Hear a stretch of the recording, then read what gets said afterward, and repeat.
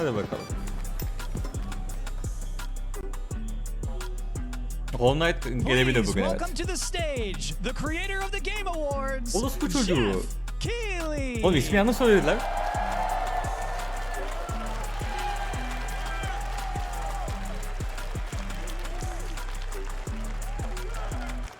Evet arkadaşlar, ben Kojima'nın götünü yalıyorum.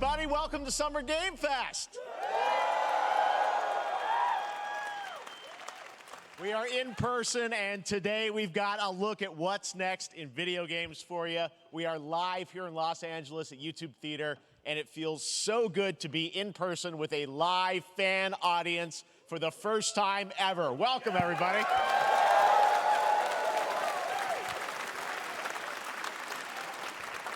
When I started Summer Game Fest back in 2020 from a spare bedroom, I never imagined it would grow into this. Today, the video game industry has come together to show you what's next. This is a cross-industry showcase, meaning no matter where you play games, I hope you'll discover a new game to put on your wish list.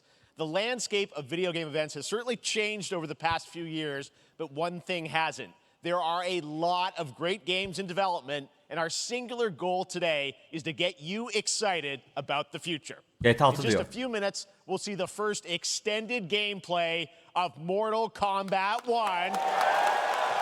Ha, bunu zaten biliyor, söylediler. It delivers, don't worry. Alan Wake 2, the reveal of Fortnite's next season, and yes, we do have a very special grand finale that you're not going to want to miss. GTA 6. I'll say right now. Hayırlı olsun arkadaşlar. Fragman sonu GTA 6. And gameplay. The first reveal is something you're not expecting, which makes it that much more exciting. Meta 4. Here we go. Daha önce hiç bekle... Prince of Persia mı? Prince of Persia mı? Değil galiba, değil. Hayır, Prince of Persia... Yok, olmasın. Olmasın. Ben yayını kapatayım lütfen. Dayanamayacağım. Ben kapatıp gidebilir miyim ben? Prince of Persia Fortnite yapmış olmuş bu çocukları.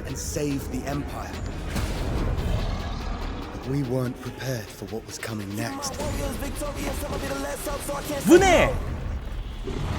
Arabistan'da geç oyunda ne rap bizi çalıyor?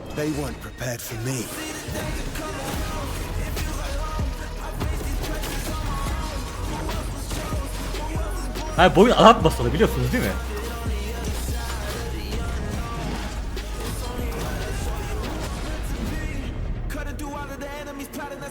Oğlum bu nasıl prens, amına koyayım? Oyunu 2 kere yapmayı beceremeyince 2'de dönmüşler. Bu da yapamamışlar ki.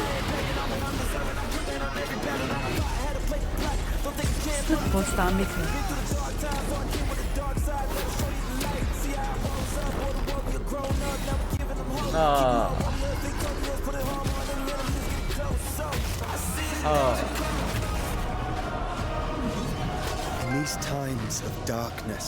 Hayatı teşekkürler ben olduğun için. Arkadaşlar yine devam etmek için gücüm, enerjim kalmadı. Kapatıp gidelim ya. Oğlum Prince of Prens niye sence amına koyayım? Last Crown 2024 başı Nintendo Switch oyunu amına koyayım. Adam Epic Games Store logosu koy, Steam koymuyor.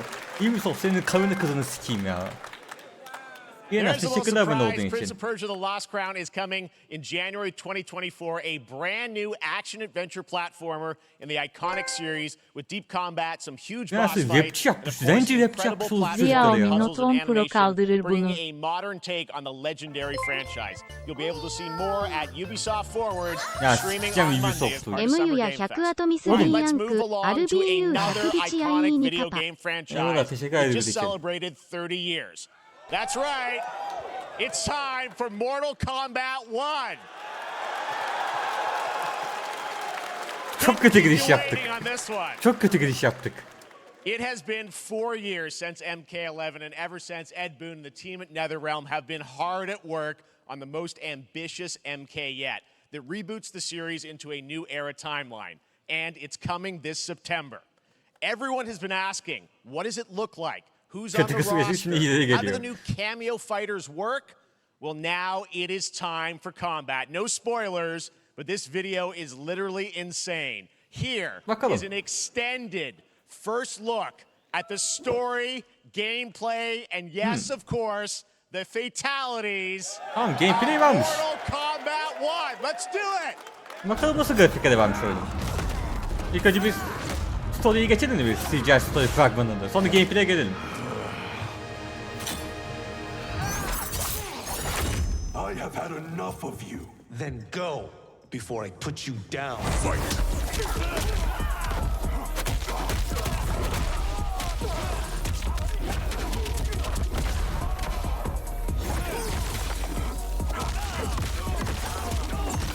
Aa, bunu had eklenecek. Bekleyin. Today, you have proven worthy of joining us. Come, there are other champions I must gather. What do you want? Sento, it's my family blade. Sento's mine, and I won't give it up without a fight. Evet, Fighter 6'dan daha iyi grafikte duruyor. O kesin.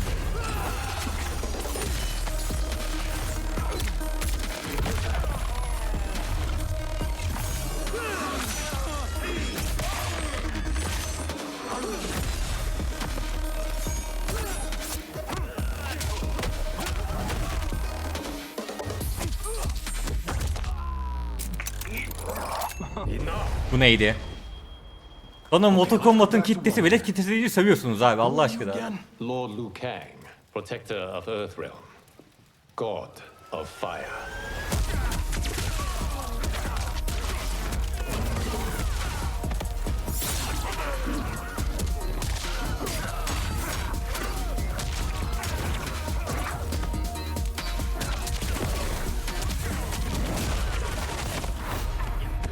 You have skills, Raiden, but you're inexperienced.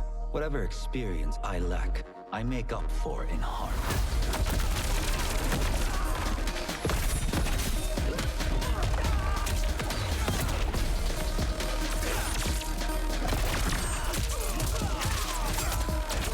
FPS'e sıkıntı görmedim ben video FPS'inde. Sadece CGI fragmanda 24 FPS'e düşüyor çünkü CGI yani. If your disease becomes known, you will be banished. I only want what's best for you. Or do you secretly covet my throne?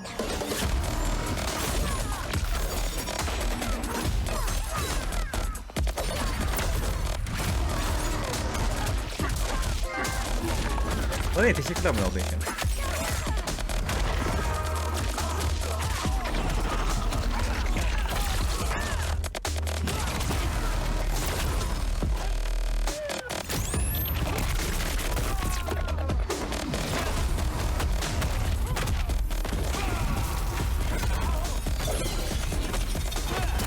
Akil hissettiriyor.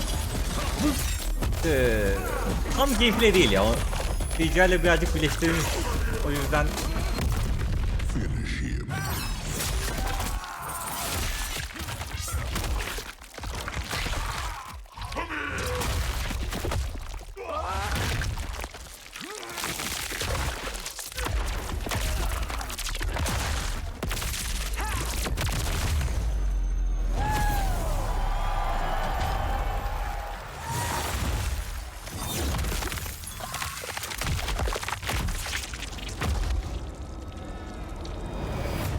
oğlum hala böyle bir fragmandan yapabilmen iyi bu arada.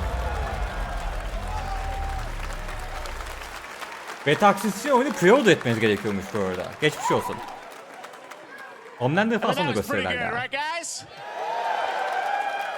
Now, I'm sure you have many questions about what we just saw, and to tell you more, I am so honored to welcome to Summer Game Fest one of our industry's greatest creators, a man who has been loyal to the same franchise and fan base for more than 3 decades. Please join me in welcoming to Summer Game Fest the creator of Mortal Kombat, Ed Boon! Bunu fazla vakit yemez. Taktiğin falan geri dönüp Mortal Kombat'ta. Ne kadar her şeyi gördük ama eski oyunlarda ondan yok bu ne taktiğin. They love you. All right. Well, Ed, first of all, thank you for that incredible world premiere. We got to see all of the gameplay of MK1. And everyone just wants to know more about this because first of all, this is it's MK1, right? It went from 11 to 1. So tell us about this. Is it a new timeline? Yeah. I don't know how many people have seen the ending of Mortal Kombat 11. Liu Kang basically was kind of graduated into like, a fire god, right? And he created a brand new universe. And this universe, this is why we're calling it Mortal Kombat 1, is because this is the beginning of a new timeline. A number of these characters you've seen before, but they're told in a completely different story. And so Sub-Zero and Scorpion are brothers now, and there's all these things that were rivalries before are now allies, and so mixing the whole thing up. Bu arada cidden Mortal Kombat 11 bir oyuna ben de spoiler verdi biraz önce. Well, it looks Oyunun incredible. yapımcısı kendisi verdi. We saw there was, in-game gameplay. The cinematics look incredible. I know the team has been working for 4 years on this, but the thing we got to talk about are these cameos because we saw some pretty amazing stuff there. Tell us, how does that work? You have your main, character that you'll pick, and then I know you also have a separate kind of cameo menu, so you pick sort of a pair when you start the game? Yeah, normally in a fighting game, you'll see a roster, basically, where you select your character. After you do that, there's a second roster of characters, which are a whole new, completely different fighters that are the cameo fighters. And these fighters actually, they will join the fight.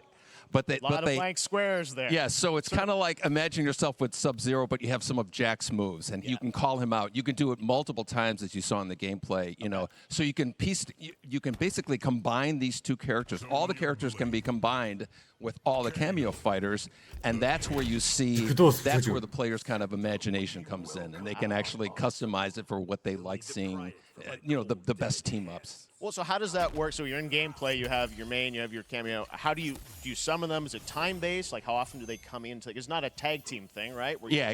Exactly. And you're basically summoning them. It's just one button push is basically summoning, but they have a variety. So you can go, push that button with towards and it'll do a different move. Push it with down, it'll do a different move. And so the combination. Oh, I see. So you can bring them in a combo almost. Exactly. And you see there's like a meter up on top, which is basic. That'll limit it, so you can't obviously fire them indefinitely, but you can call them pretty much whenever you want, and they have like in the middle of a combo they'll have a lot of basically a whole arsenal of their moves. So Sonya you saw come out there. Sometimes you'll see them appear twice in there. It's amazing. So time-based, they come out, and then obviously as you go through, you revealed some of them there, but is it a different set of characters that'll be in the cameos? Are there some repeats from the main roster? How will that work? Yeah. Some of the characters are going to be available as cameos as well as the main roster fighters. You can play Sub-Zero with Sub-Zero, right? You can play. Tamam hocam. Yeterince vakit yedik. Bence geçelim artık. Hadi. But a lot of our cameo fighters are kind of like nods back to our first game. So you'll notice Sonya and Kano and Jax are in their kind of older costumes. And so there's a lot of that novelty. We have a lot of like really surprise ones. I think you guys saw Goro. Yes, Goro popped in there. Yeah. Exactly. So there's a lot of like kind of really digging into the old Mortal Kombat games as far as getting, we really love the novelty of it. We really want the cameo characters to feel, kind of nod to the old games. Well, speaking of nodding the old games, let's talk. You confirmed, I think, or it's at least known that Jean-Claude Van Damme is actually going to be in this game as Johnny Cage, right? Is that true? Yes. That was, people don't know the story. I mean, Bloodsport was such an inspiration for Mortal Kombat, so he finally is now part of it? It's a huge first full circle moment. The first Mortal Kombat game, we originally wanted to be Van Damme, the video game, and that never really worked out. So I can't tell you how many times over the last 30 years we've tried to get him. We were this close, like 4 or 5 times. And so finally we got him, and he's doing the voices, too. Wow. So you're going to hear Jean-Claude, his voice doing Johnny Cage lines and stuff like that. We're really excited about it. Wow. Well, I know the team has been working so hard in Chicago to build this through COVID, and it's coming out in September, so we don't have to wait long, right? That's right. This has been a very difficult konuşma. secret to keep over the last 4 years. And so, but we could not be more excited in terms of getting players' hands on it. And throughout the summer, we're going to be showing a lot more content, a lot more characters, a lot more cameo characters. There's a lot of reveals that are coming up. Amazing. Well, Ed, thank you so much for giving us the first Hadi look Allah. at MK1. As you said, this weekend people will be playing it, press and media, so we'll be seeing lots more coverage, lots more characters to reveal on the main roster and cameos. Ed Boon, thank you so much. First look at Mortal Kombat. Awesome. Thanks so much. Tamam kurtulduk. Hadi bakalım. Amazing. So excited Şimdi gelir about misin that one. personaya? All right. Next up, it's been a fun couple weeks for action RPG fans with the release of Diablo 4, which is truly fantastic. Another big and anticipated ARPG is Path of Exile 2 from Grinding Gear Games, who have faithfully been updating and patching the original PoE since its release in 2013. We haven't seen anything on the sequel in over 2 years, but that changes right now. Here is your first look at a raw gameplay capture from Path of Exile 2, a sequel that pushes the engine and gameplay to a new level. Path of Exile oynayan var mı merak ediyorum yani. Şu an bakıyorum 400 kişi izliyormuş yani. Bu 400 kişiden maksimum, bak maksimum 5 kişi bence oynadı bu oyunu. Maksimum 5. Bak Homelos bir 10 saati varmış.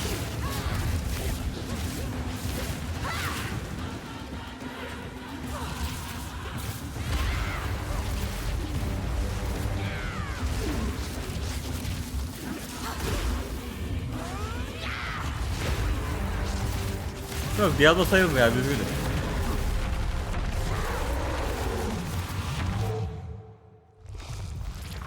İyi kısa geçti lan kısaysa süper kurtardık koçayı. Ben 10 dakika gameplay çıkacak diye korkuyordum.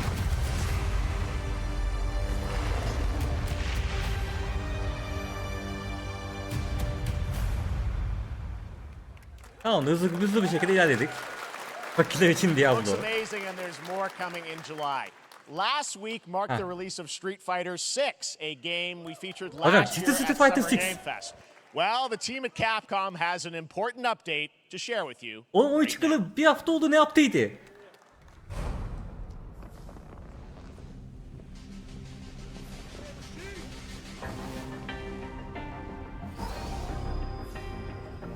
Ay bari Tekken 8 Edi falan gösterin de Tekken'de kalmasın mı alakada?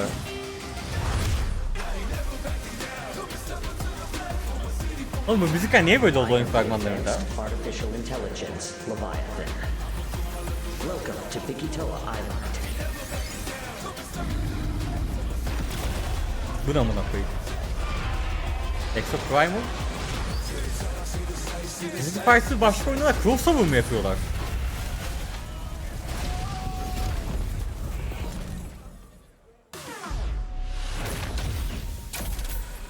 Extra Prime ile crossover yapıyorlar. Collab diye bir de sürekli collab yapacaklar. Mesela collab'daki Resident Evil'la falan filan düşünsenize. Tek sıkıntı şu ki abi, mesela Exo Prime leş gibi bir oyun Allah aşkına. Ryu from Street Fighter facing off against a dinosaur probably wasn't on your bingo card for today's show. Tabii ki. Sikimize değil abi. Street Fighter Cross Exo Primal collab will launch in the fall with the game coming out on July 14th. Game Pass mi yazıyordu But ne? guess what guys, that may actually not be the craziest collaboration on the show today. Eşki yapıyor, göreceğiz bakalım. Bunlara geliyor değil mi? Kingdom Come 2 gelir mi be? Exo Prime mı dediler? We can shape the fabric of reality, transforming everything you may think you know. Exo Game Pass'te. Abi Game Pass'te de kurtarmaz oyunu. Ya oğlum Nicolas Cage niye geliyor? Oğlum bu adamın Dead by Daylight'ta ne işi var? That's right. Nicolas Cage is coming to Dead by Daylight in July. I mean, I don't know how these things happen, but I figured the easiest way to find out is probably to go right to the source. Abi adam gelecek 10 dakika konuşacak değil mi? Choices have earned him an Academy Award and a few memes on the internet across more than 4 decades of incredible films. Geçmiş olsun. Please join me in welcoming to Summer Game Fest, Nicolas Cage. Geçmiyorsa 10 dakika buradayız amına koyayım. Ay be yedik amına koyayım. Gidin çay falan koyun abi.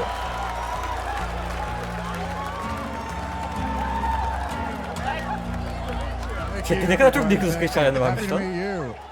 Nick, I gotta say, welcome to the video game world. Oh, wow, yeah, thank you. I'm so happy to be invited to your very, very cool club, everybody. finally, I mean, I gotta say, this is such a crazy, unexpected collaboration. I gotta understand, how did this come about? I mean, some people be like, oh, maybe he'll show up in Fortnite, maybe he'll be in a Hideo Kojima game, but Dead by Daylight, I mean, how does this happen? Well, it's a museum Bana verdiler, of kabul ettim, böyle horror, oldu. right? And when I make movies, one of my favorite genres is horror.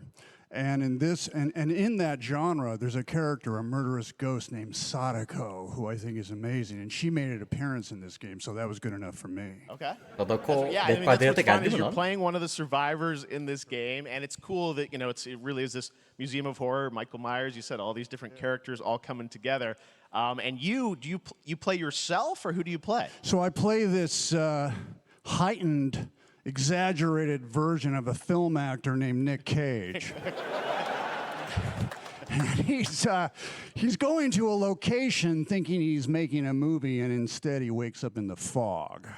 And in the fog, he's surrounded by crows and serial killers, and it's rather amusing. And there's something about it that I think, as a survivor, is like a bonding experience. It's a bit like hide and go seek. You have your 3 other teammates who are survivors with you, and it's teamwork. You're working together to pull through, and I like that.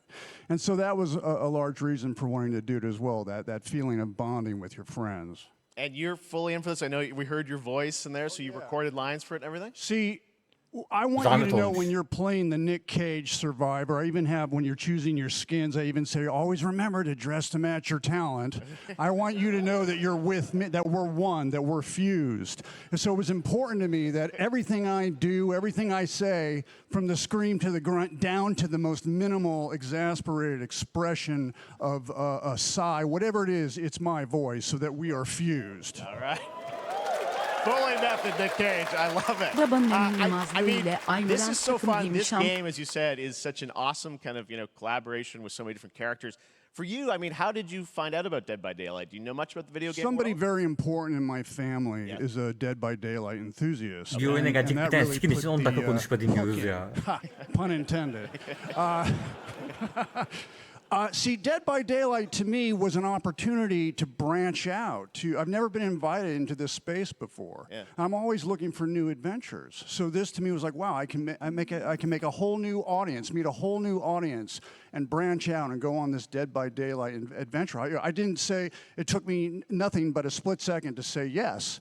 And speaking about split seconds, excuse me, what I noticed, sinuses, allergies. What I noticed was that every move you make when you're doing this, when you're in the gaming space, it's timed down to the split second. It's a very immersive experience when you're acting out in this space, because every move, every grunt, every sigh you make has to be timed perfectly with the gamer's moves. So that was something that I learned from this, and I'm always looking to learn something. Well, we love having you in the video game world. We want to see Nick Cage in more games. Thanks, guys. Yok, başka oyuna da görmeyelim. Hadi hocam. Görüşürüz hocam. Nick, thank you so much. Hopefully the first of many. Nicolas Cage, great to see you, man. Awesome. There you go. Lock it in. Hadi yallah. Now, for all of you who want to play Nick Cage in Dead by Daylight, the chapter officially comes out on July 25th on PC and console, but PC players can try it earlier by downloading the player test build on July 5th. And here's an exclusive first look at Nicolas Cage in Dead by Daylight. Bir de gameplay Dead by Daylight'ın çaldığı vakti var.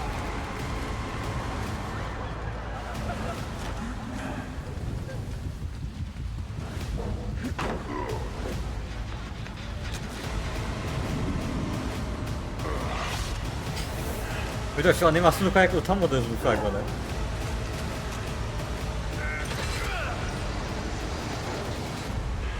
Damn right I made it. İlk kısa sürdü Allah'tan. Oğlum GTA 5 modu daha kaliteli lan. Anything goes here at Summer Game Fest. All right, thank you very much, Nick. Now, lately we've been seeing an incredible number of video game adaptations. But back in 2019, The Witcher on Netflix, inspired by the Witcher book series, showed the potential of well-done adaptations. And later this month, Season 3, Volume 1 arrives, and now it's time for the world premiere of the trailer, introduced by Henry Cavill and the cast. Sezon 3 fragmanı. Sezon 3'te Henry Cavill oynuyordu değil mi? We are all gathered here today to share something with you. Be sure to tune into The Witcher Season 3. Nasıl yeni film Volume anlatayım? one Herhalde bunda debut- kaldım lan. Volume 1 debuts on June 29th, only on Netflix. Get ready to watch the world premiere of our brand new trailer for Season 3 of The Witcher. Gameplay'de dizinin içine. Abi filmler de çıkacak birazdan, bekle.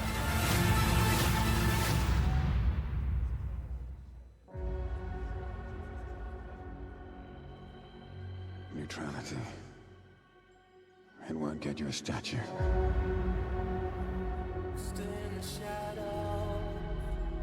But it'll certainly help in keeping you alive.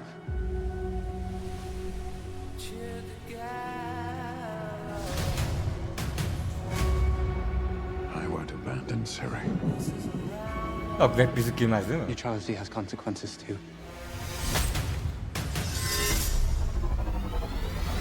Fragmandaki sahne değil mi lan bu? Feature 3'ün ilk fragmanı. Right. Well, that's deeply worrying.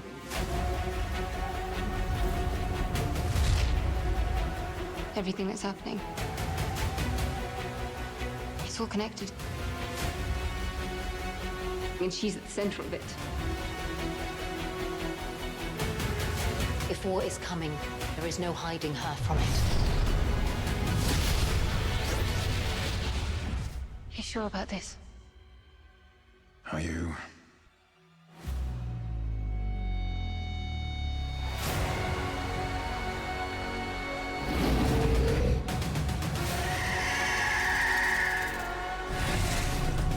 Oğlum Batman Cannonbolt'u.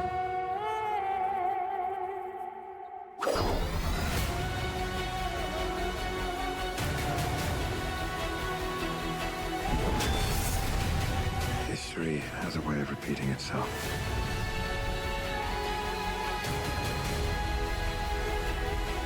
The dangers we've seen foretell an even more menacing future. For the first time, I understand real fear.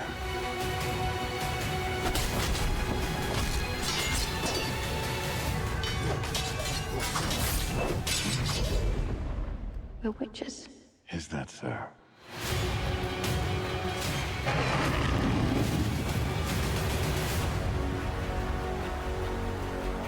I'll never get over how cute they look for monsters. And they're like, no, please don't hurt me. And then wow, fangs. Just like a boatload of fangs. All up in your business. Netflix'e fiyatı niye yazıyor lan fragmanı sonra?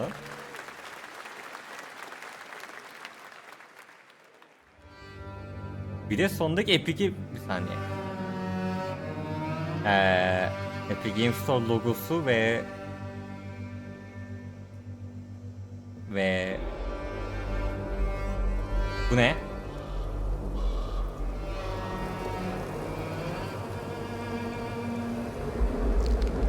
Bu ne? Yok, Witcher'ın Epic Games olacak şey yok arkadaşlar. Başka bir şey de bu. Bir saniye. Bir saniye dur.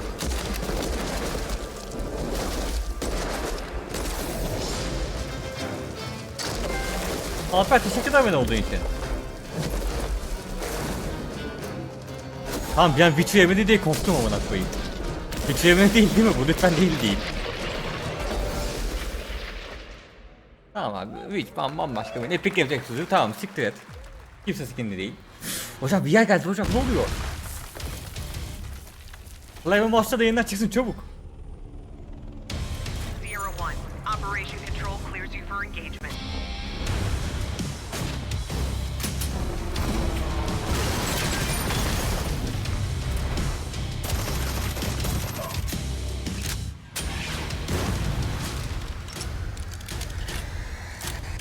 Bayağı silah varmış.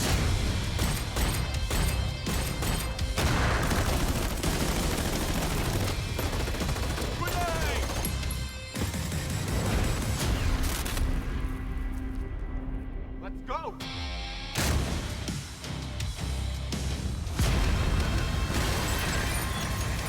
Asasa demek aslında çok kötü bir haberim var abi.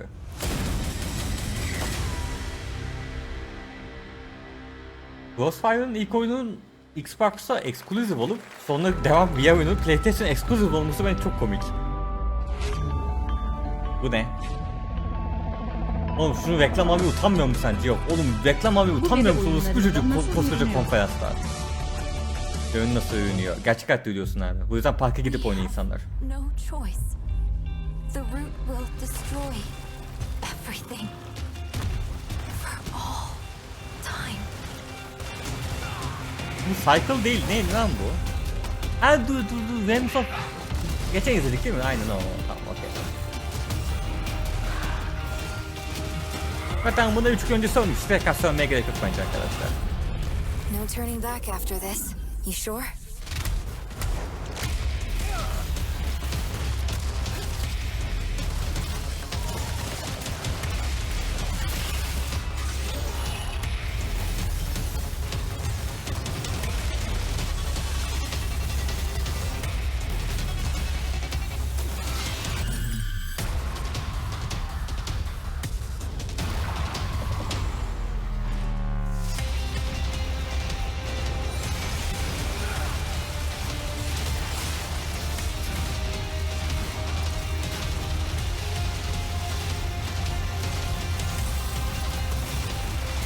Drop'ta ne kadar yiyorsun? Çabuk söyle.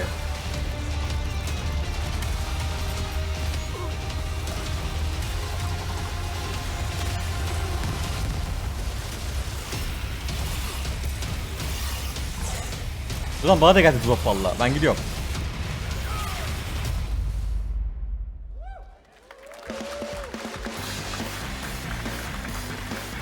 Oğlum cidden ne aldım gözükmüyor. Bu nasıl emek lan? All right, we have much more Summer Game Fest to come, including a first look at the gameplay of Alan Wake 2, the world premiere of the new season of Fortnite, Call of Duty Season 4, and maybe a few more surprises for you. As we go through today's reveals, use the hashtag gaming on TikTok to react to the news. Ünlem drop yazanı timeout'a çekeceğim arkadaşlar. Salak mısınız? Live on TikTok, Twitch, YouTube, and other platforms. For those of you on Twitch, we also have a special Warframe Twitch drop, a free Steinax Warframe for watching more than 30 minutes of the show.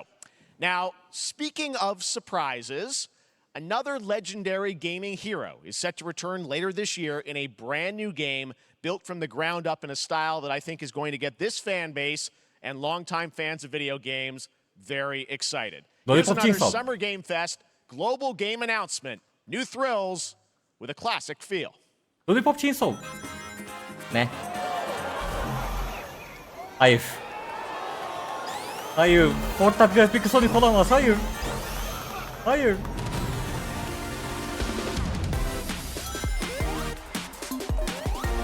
Oğlum yıldızı toplasana.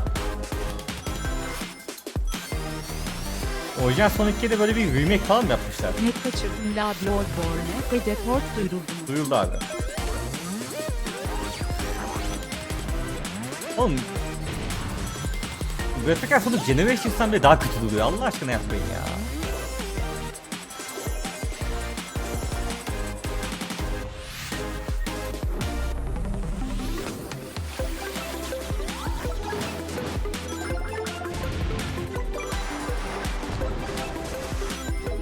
Fan yapım oyun gibi amına koyayım ya.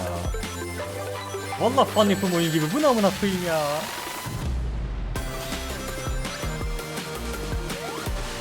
Cidden eğer sonunda Play Store iOS görürsem okey diyeceğim. Steam logosu falan görürsem anlamını söyledim yani.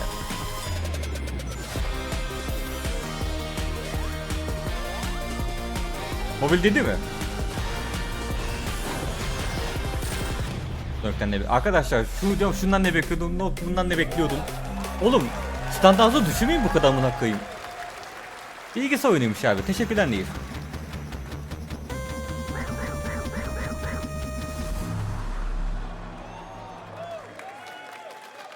Arkadaşlar 10 sene önce bile oyun sektörü daha ilerideydi. Allah aşkına yapmayın etmeyin yani.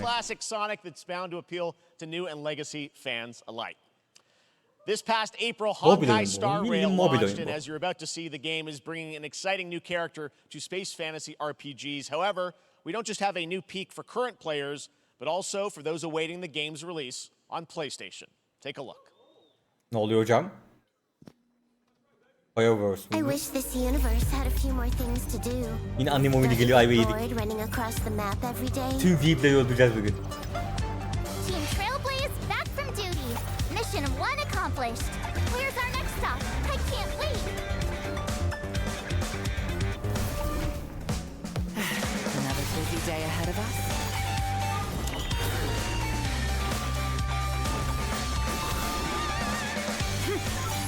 To the clouds. Bullets from the boat.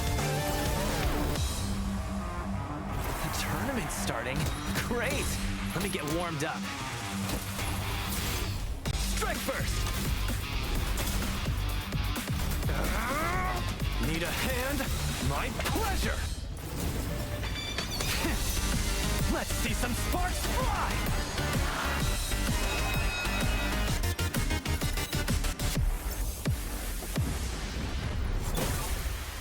Huh. Never mind. I miscalculated. Can you let me have some fun this time? Yani neyse İngilizce dublaj yapıyorsunuz. İngilizce dublaj çok cringe duyuyor abi. Time for a buzz. Bu sıra tabanlı bir şey mi bu? Abi adamlar oğlum Android Epic Games iOS mağazası PlayStation 5. Oğlum. Lies of P is a Soulsborne-like game from the team at NeoWiz, which is Neyse coming güzel bir to şey Game geliyor. Pass, PlayStation, and PC this year. Lies Well, of if P. you're wondering exactly when, we have news to share with you on its release with this brand new trailer. Ha Bloodborne 2 sen alın işte. Bloodborne 2 olun daha ne istiyorsunuz? Bak ne kadar güzel oyun bak mis. 700 lira. Lies of P mi 700 TL? Okey diyebiliriz herhalde 700 TL artık değil mi?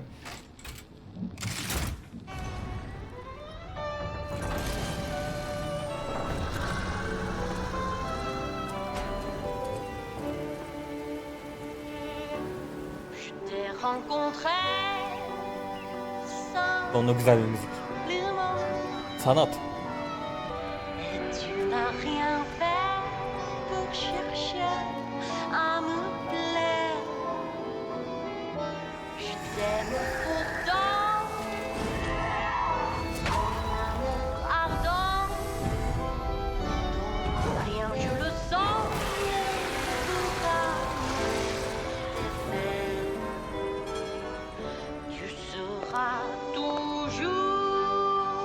Beni yerçem anime kızı bu arada.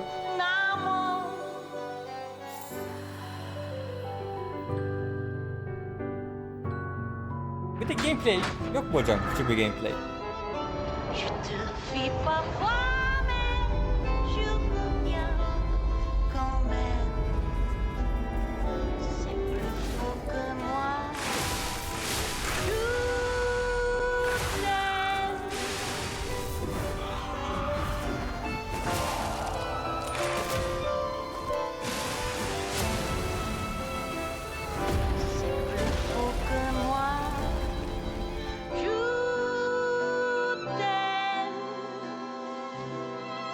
Listen, pal. Nice landing, but let's not make it a habit. 19 Eylül 2023. Oyunu bir de Deluxe satışı arası 3 gün erken oynamaya başlıyorsunuz ama Game Pass'e de geliyor.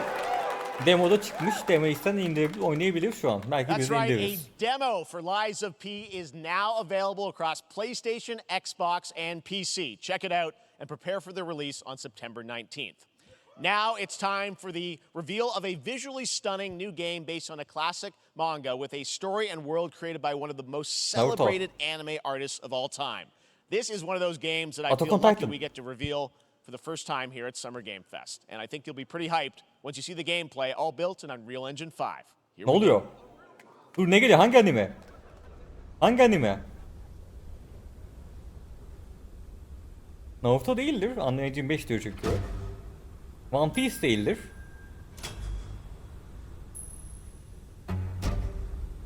Gölde geçen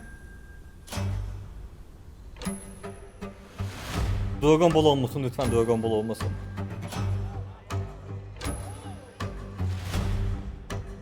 Hayatımı sikeyim ya. Hayatımı sikeyim ya.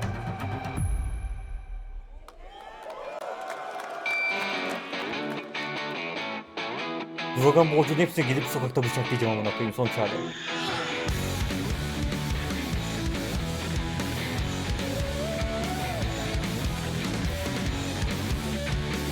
ışığı çıkmıyor lan ki doğru, pardon.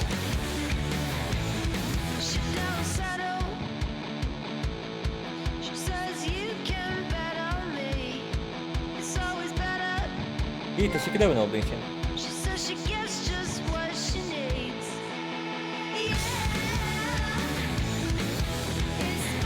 Neyse, iyi yönden bakın, grafik kısıyor.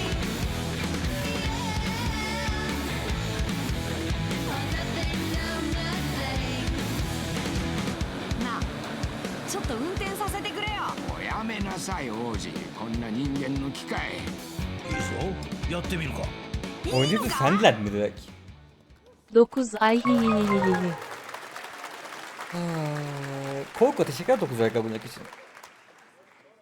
Sandland, get ready to become an unlikely hero in an adventure where you don't need to be human to save humanity. That's coming from Bandai Namco, and we're excited to see more of it soon.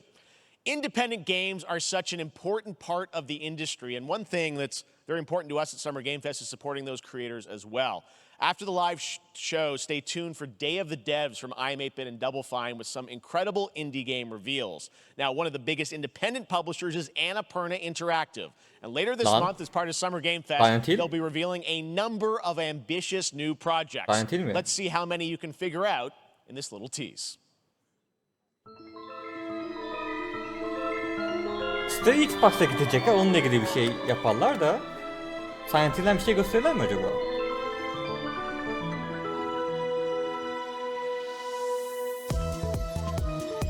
Tamam, boktan indie oyun. Boktan rengarenk oyun. Boktan siyah beyaz oyun.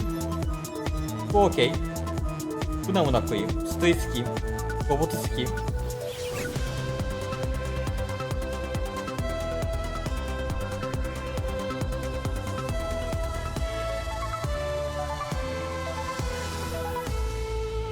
O kedi neydi? Stray 2 değildir değil mi o kedi, sonunda çıkan kedi? Değildir değil mi arkadaşlar? Yapmıyorlardı değil mi öyle bir şey? Çok korkuyordum. Yok, öyle bir şey yoktur değil mi? Alright, next we're stepping into the world of Throne and Liberty, a free-to-play PC and console MMORPG Yine mi reklam aldın? Olsun çocuğu. Yetmedi mi paran? Oğlum yetmedi mi para? Changing environment, massive scale, PvPvE, and the ability to transform into creatures to battle across land, sea, and air. Here's a look at Throne and Liberty. Adam hala bir de reklam oldu utanmadan ya. Reklam almamış ama Amazon yapmış, pardon. Amazon ski. Its shards scattered across the world.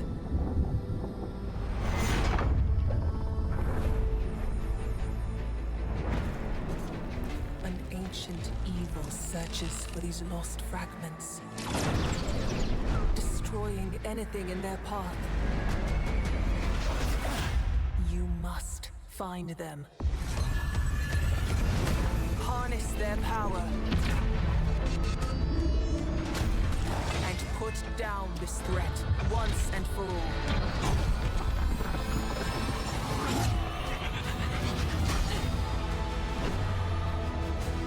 Yine Amazon'u yapıp 2 ay sonra kapanacağı başka bir MMORPG arkadaşlar. Lan Beşiktaş oldu adam.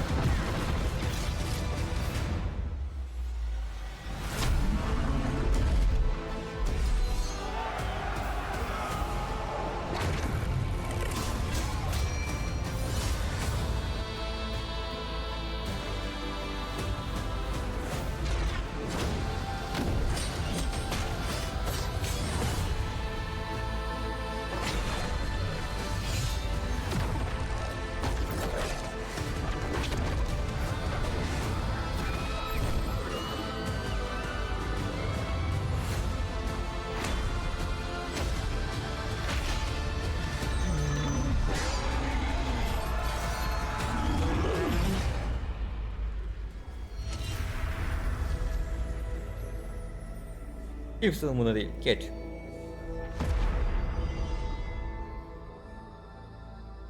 Geç hadi yallah, hadi.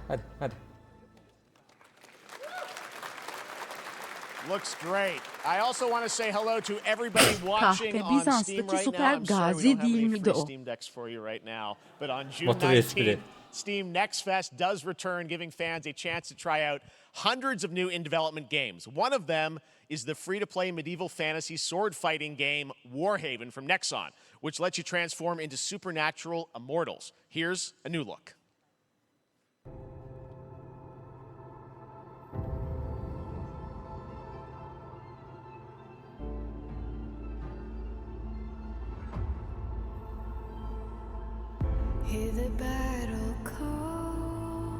Lan VP sözlükte artık hiç rap çalmıyorlar lan.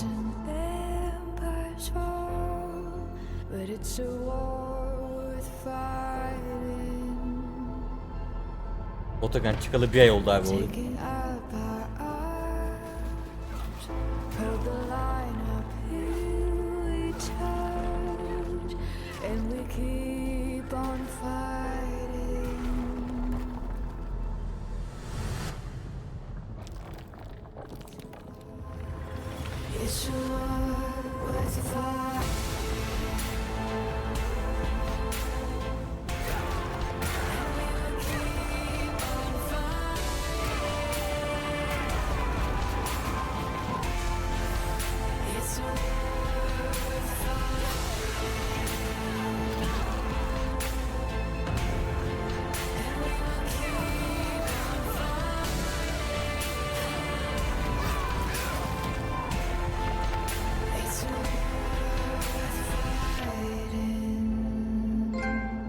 Bobber'ın reklamı gibi sanki ya. Aykut teşekkürler abone olduğun için.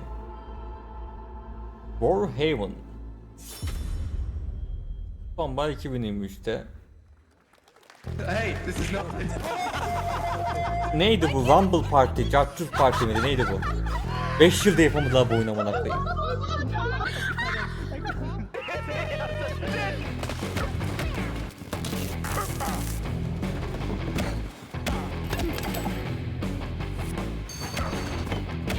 Rumble Party mi?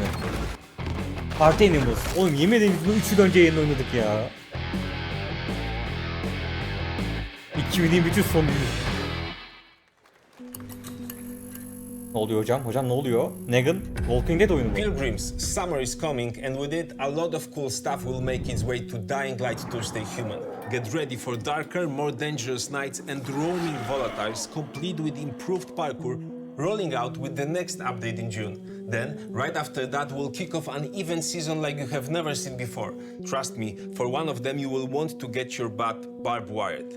Very soon, you will get the deadliest summers to date. Teşekkürler sevgili Dying Light yapımcısı. Oktan Crash oyunu gelirken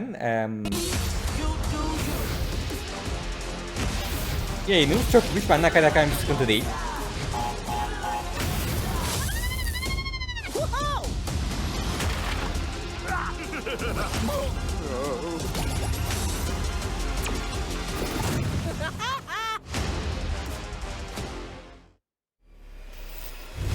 Game Pass reklamı geliyor şimdi de galiba. Yok Samsung ne reklamı geliyor hocam, söyle hadi.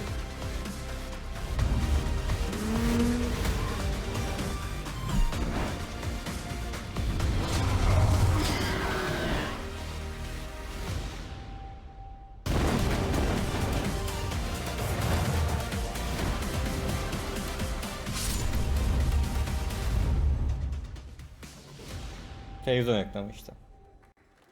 Okey, buna geçtik. Son 1 saat 10 dakika geldiğimizde göre artık başlıklık oyunlara geçebiliriz yavaş yavaş. Hadi bakalım. Kötü oyunları attık, şimdi geldi arkadaşlar, başla. Welcome back to Summer Game Fest. Isn't that great? By the way, Crash Team Rumble is going to feature playable Ripper Roo and Engine, Neo Cortex's right-hand guy in Season 1. Now, it's time to change the topic and descend into madness. Joining me is a guy who was last on stage at the Game Awards 2021 to announce Alan Wake 2. Tamam, Alan Wake 2'den sonra başlıyor. Alan Wake 2'yi de çıkartalım oradan. Please welcome from Remedy, Sam Lake. Max Payne abim geliyor. Takım elbisesini giymiş bak o. Saygılı adam işte. Nicolas Cage gibi tişört pantolona gelmiyor adam. Looking dapper as always. Thank you. Thank you.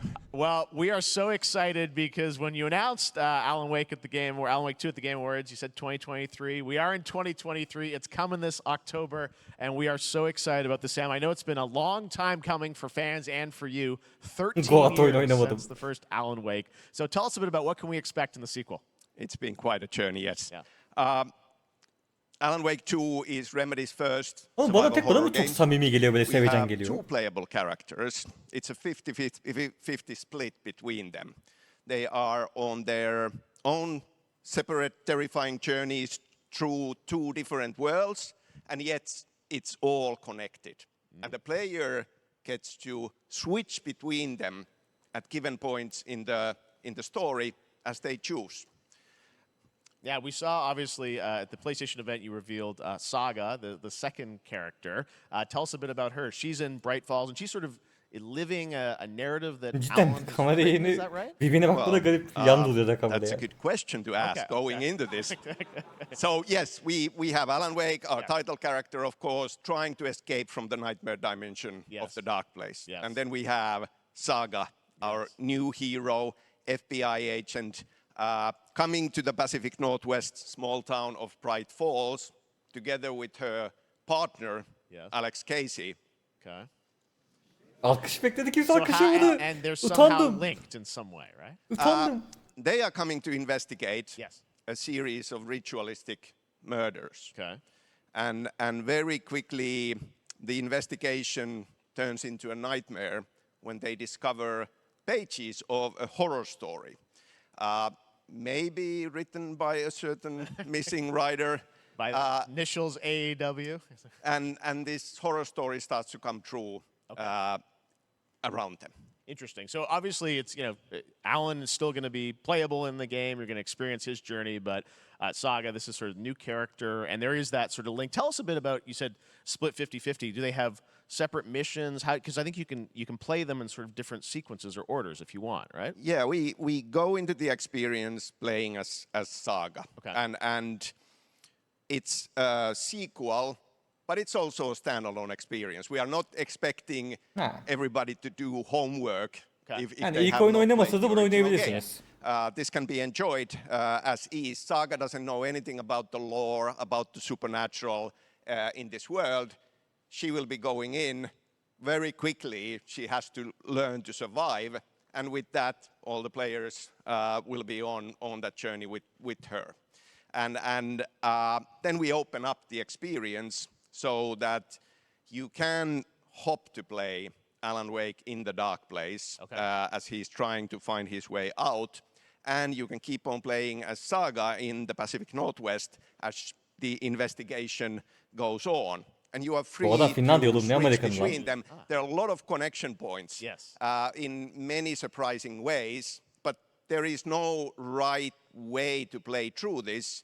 You can choose. You can go on as Alan all the way close to the end, or as Saga, or you can keep hopping between these two sides of it. Well, you're always so good at kind of telling challenging, interesting narratives in unique ways. I mean, Remedy's always been known for that, and you especially, so we can't wait to see how these stories intertwine, I'm sure, throughout the experience. Today, though, I know you brought with you some gameplay of Saga's adventure. Tamam, gameplay'e geçelim. Hadi bakalım. A raw segment of the game, right? Hadi konuş böyle bitsin gameplay for the first time ever. This is early on from the experience. Şimdi alkışlıyor, ne alaka? They're ready for it. Nasıl yiyiciler ya? So tell us, what Çok are we güzel going to see? hakikaten nasıl yiyicisi amına koyayım? Supernatural forces of darkness have brought the murder victim, in this case, back to life as a monster. And Saga is outside Bright Falls at Cauldron Lake, trying to find him and stop him. Okay, with that, let's take a look at raw, unedited gameplay from Alan Wake 2. Thanks, Sam. Thank you. Hadi bakalım.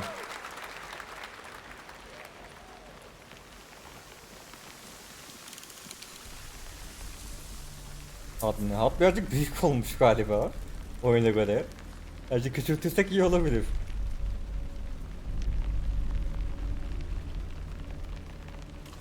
Bir de o çok net 30 FPS yani şu anlardan onu belli oluyor.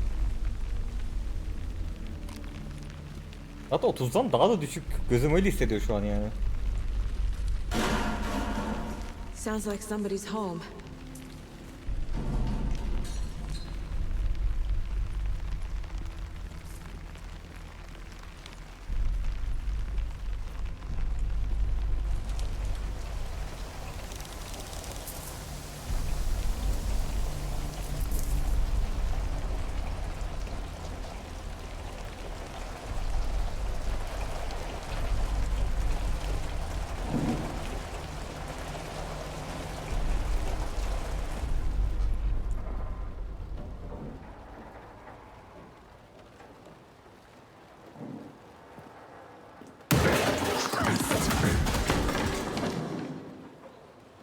Boşuna geyik posteri koymamışlar hocam.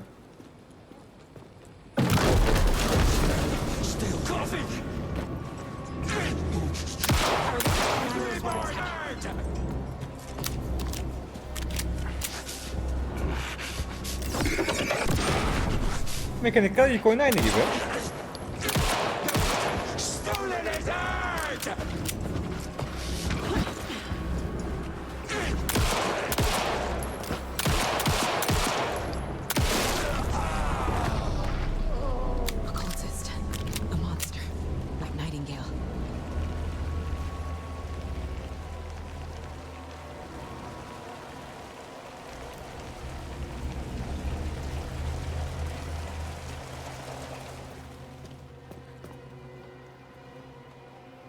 Yok abi NOBK'te düşmanlar böyle hep 10 tane sıkıntı oluyor yani. Oyun oynarla ilgili bir sıkıntı yok, hep böyle oyun. Can al lan, aşağıda can var. Orospu çocuğu, cana bak lan, aşağıda can var. Alsana aşağı.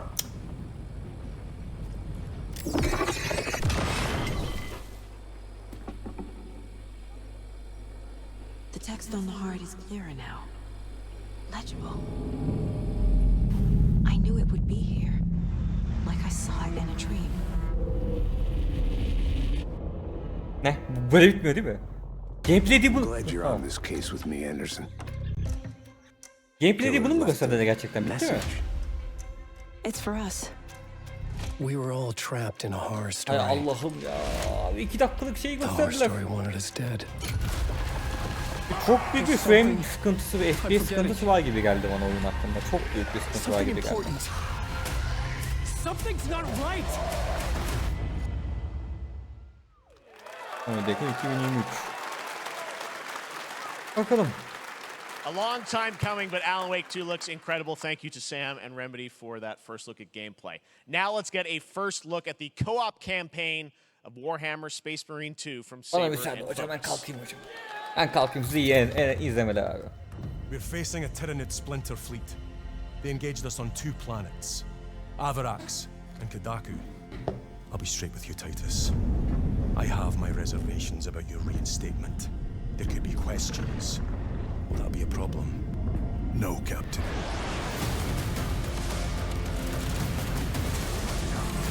Tyranids!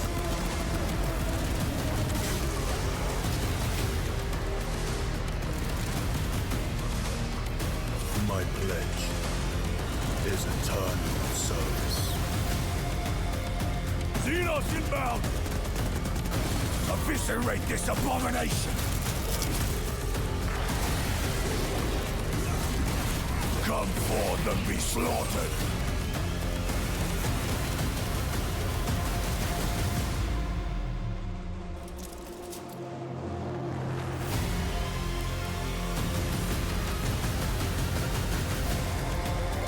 Emin teşekkürler abone olduğun için. Care to see who can slay more Xenos for the Chiron?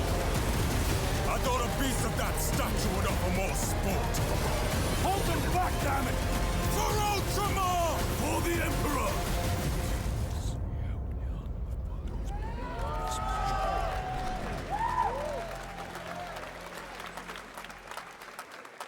Tamam, son 1 saat, şimdi başlık oyunlara geçiyoruz. Hazır mısınız? Hadi bakalım. Kingdom Come 2 ile başlıyoruz şu an. Tamam, başlamıyoruz. Bana teşekkür ederim olduğun için.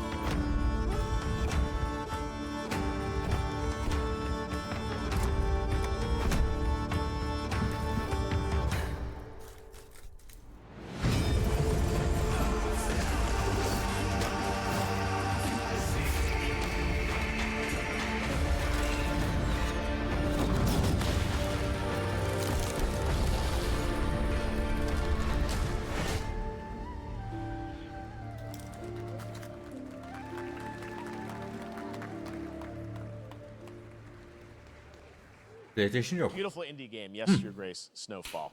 Now it is time for another global game announcement, and this one comes from the minds of Saber Interactive, Focus Entertainment, and yes, horror master John Carpenter. It's a brand new world, a brand new story, and looks like a heck of a lot of fun. Check this out.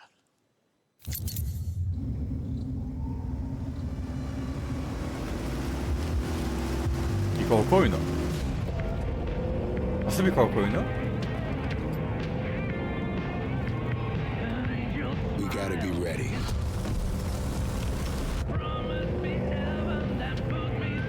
Nobody half-asses it this time.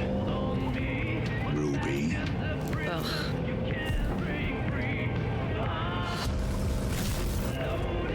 On my mark. Ama korku demedi. Korku dedi değil mi? Ben yanlış duymadım değil mi?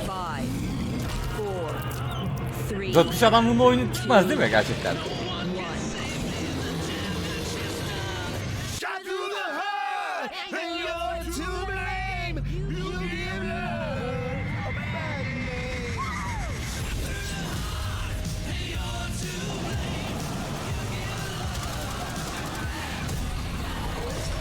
Korku. Korku oyunu.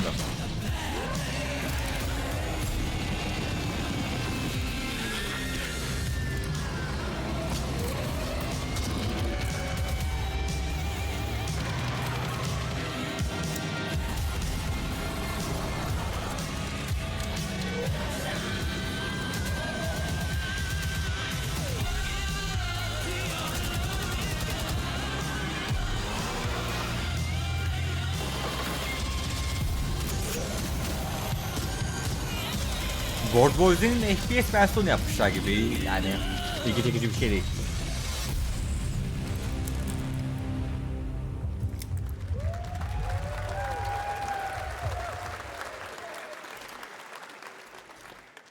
More unexpected collaboration. Sean Carpenter and Saber with Toxic Lütfen Commando. adam gelmişsin That konuşma was, son dakika. Tons of fun. You guys think any of those zombies made it? I don't know. All right. Well, this August brings the long-awaited full 1.0 release of Baldur's Gate 3. And today, a new member is joining the cast. We're about to see the reveal of Lord Enver Gortash, the commander of a mechanical army of Steel Watchers. He's a second antagonist and is voiced by a familiar name. Bundan sonra GTA 6 geliyor. Enver Gortash, swearest thou by Balduran's blade to defend the citizens of Baldur's Gate from enemies within and without? You are soon to witness the people of Baldur's Gate granting me complete power over them. A new age is upon us. Gods have mercy on those who would stand in our way. A mad dog understands the yank of the leash from the hand of its master, but it cannot be an equal.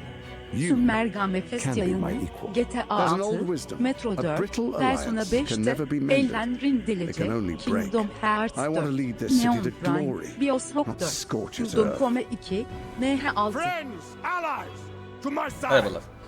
Let us usher in a new dawn. Hani aslında böyle Twitter'da gezmeye başlamışsa iyi izlemeler. I'm not ready to call you enemy. What do you say? Shall we be allies?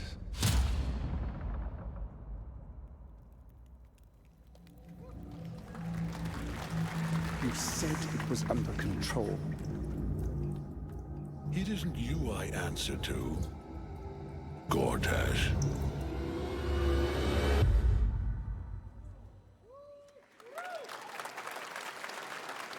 Baldur's Gate 3 is on track, Sven tells me, still for the end of August, and we can't wait to check that out. All right, this fall, Marvel Games and Insomniac are set to bring Spider-Man 2 Yeni kapak lan. Yeni Spider-Man 2 kapağı, ne oluyor? Sounds like you guys are a little hyped, so to tell us more is Brian Intihar, game director at Insomniac. Brian, Oyunu kapadı, bu çıkar mı acaba eski kapağı?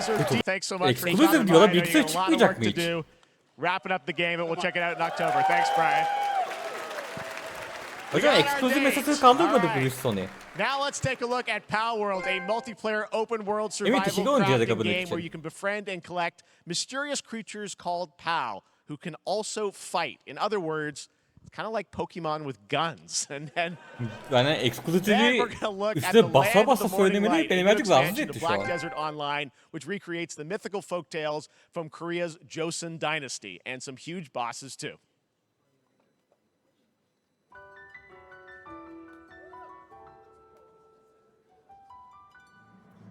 Oğlum adam niye EV taşıyor yanında?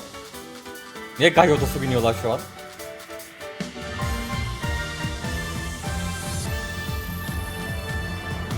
Bu ne oğlum?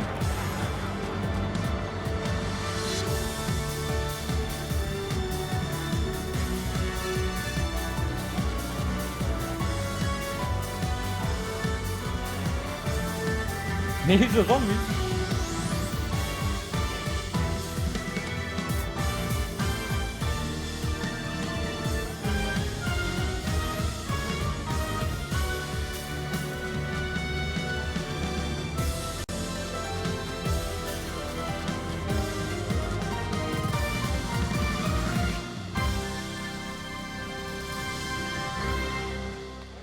Aman aman öyle aksesuar hocam aman aman.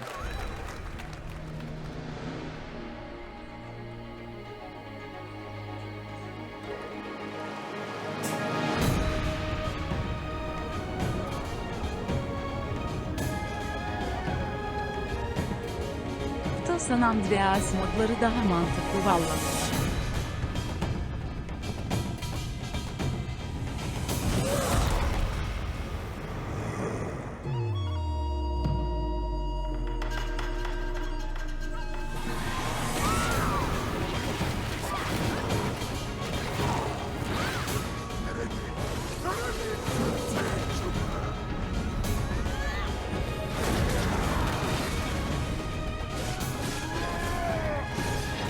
Oni'deki Melon ve 20 Ekim Spider-Man 2. Yani Ekim ayını öldürdük abi. Ekim ayı bittik. Oğlum ben ne bugün bu kadar çok hapşırıyorum? Our story is more than what hobbits and elves know. It is time we told it ourselves. With hammer and axe we mine and sculpt. Kaç dakika kaldı? Son 50 dakika kaldı. Across Middle Earth. Bu Rockstar Galactica mı? Neydi lan? İsmini unuttum ismini. Yet the greatest treasure remains out of our reach. Moria. Ha, Deep Rock Galactica evet.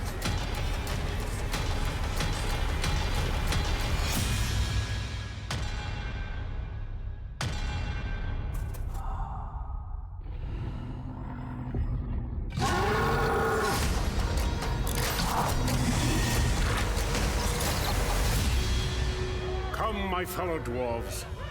Rally together. It's time we took back our home.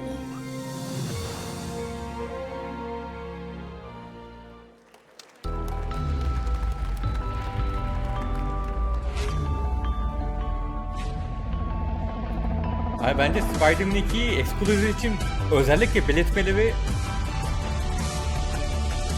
iş var yani. Özellikle Exclusive diye basmazlar üstüne bence.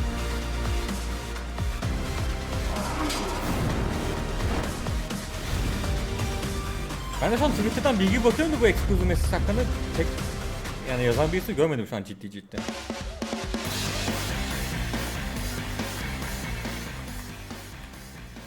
All right, now we're going to look at an exciting new mobile game from a legendary franchise. Ciddi mobil oyun mu duyacaksın bana abi? Utanmadan mobil oyun mu? Anladın ki Final Fantasy. Adam mobil oyunu diyor.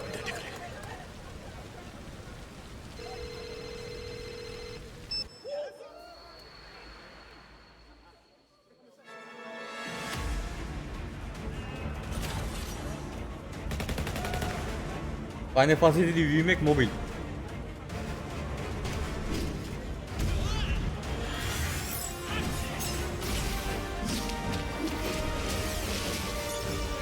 Mergame Fest yayını GTA 6, Metro 4, Persona 5'te, Elden Ring DLC, Kingdom Hearts 4, Neon Prime, Bioshock 4, Kingdom Come 2, MH6. Oo hocam Collector's Edition'da ne veriyorlar? Oğlum Final Fantasy'yi boş verin. Collector's Edition'da Venom'lu figür var 19 inç. 2 tane özel skin var. Öyle. Ama Venom figürü bayağı güzel baksanıza.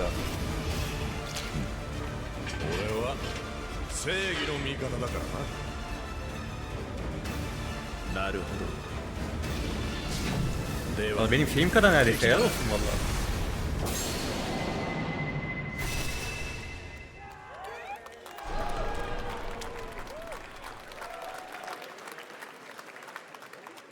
pre-registration for Final Fantasy VII Ever Crisis has just started, and users will have the chance to participate in an upcoming closed beta test.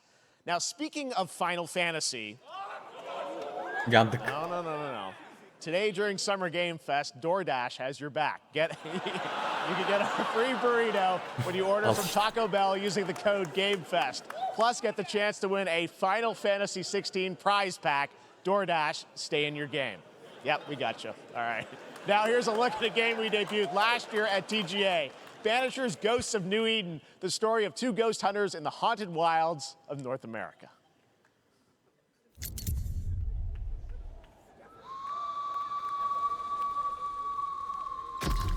Life to the living, death to the dead.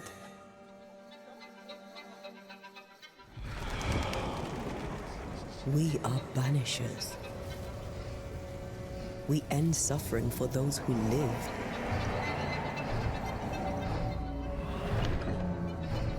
We bring closure to those who don't. I want us back, Red. I want revenge on what killed me. I want to live.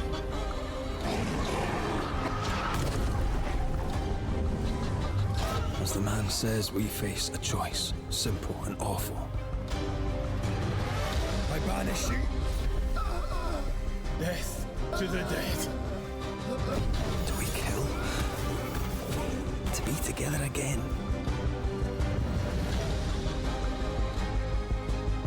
Or do we part forever? Come out, wherever you are. Come on, show yourself. Red. Every bloody time.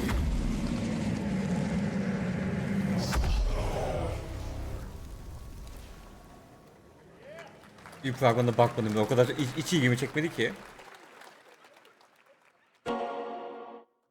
Yakuza Gaiden'da geldi. 今回の指令はあなた好みの単純な力仕事です。ある人物を警護していただきます。Bir abinin ayaklarına bak ya. 頼みましたよ。コードネーム。Oğlum Dragon Engine'in yüzlerine bak, mükemmel ya, mükemmel bir oyun motoru bu ya. 大丈夫か。お待たせしてしまって。トラブル発生。車はまだか。到着まで3分。何があった？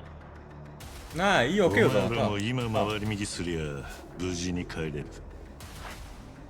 さもなきゃこれから起きることは全部お前らの選んだ結果。 Abi 60 yaşına geldi, sal artık be abi. Abi 60 yaşındasın be abi.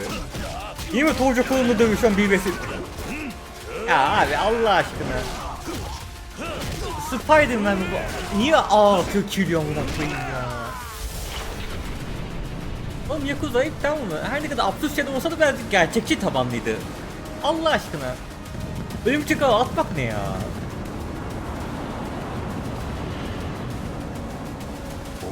Ana kötümüz bu galiba bu oyunda. 俺に名はない。 Adı Jody amına koyayım, bu arada sızdı. Jody diye isim kullanıyor bu oyunda. Bir de skin alıyoruz galiba ön sipariş verince. Good morning, Sızın da tek Stanley. geliyor, geçmiş olsun. It is Sızdım. 7:32 Bugün her şey a.m. sızdı ya, oyun I hakkında hope her you şey have a sızdı. productive day. Belirledim söyledi, yok. Change username to Bu just sabah sızdı oyun. Stan. Adjusting morning wake up. Good morning, just Stan. Base to capsule 12. Come in. You there, Stan? Nerede söylemişlerdi, adama bak. Attan kaynak, staff attan kaynak.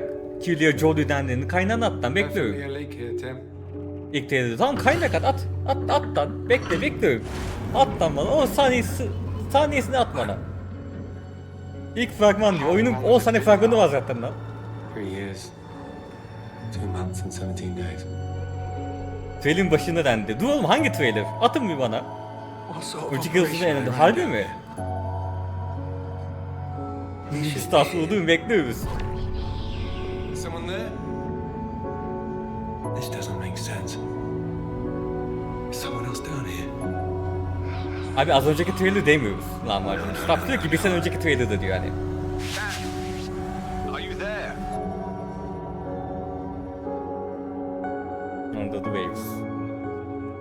Steam 29 Ağustos. İlgimi çekmedi. It's a beautiful new game, Under the Waves, and today, incidentally, is World Ocean Day. Fun fact. All right, next, Call of Duty. Well, there's a new Call of Duty coming this fall along with Warzone Mobile. Today, we're going to give you the first ever look at Season 4 of Modern Warfare 2 Warzone launching next week. Here's your first look at Bongo, a new Warzone location with points of interest, including a medieval castle, a soccer stadium, and an abandoned zoo. Yep, it's all happening. Check it out. Here you go.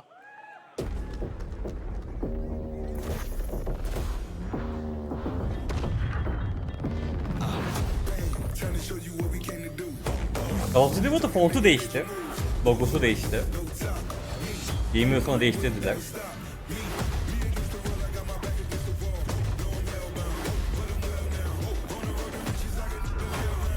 Böyle demek hiçbir yerde de var öyle mi şimdi?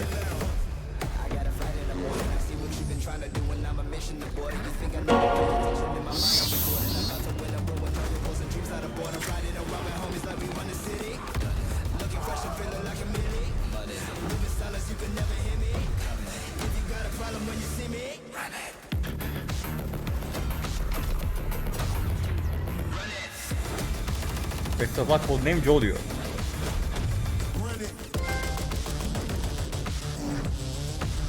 Kim abone olmuş? Valentino 0x0 teşekkürler abone olduğu için. Sayan borcumuz var. Sen şu Muğla'yı ayrı yaz. İlk önce sonra cevap yetiştir. Tamam hocam Call of Duty tamam kaldı şu an 40 dakika tamam mı?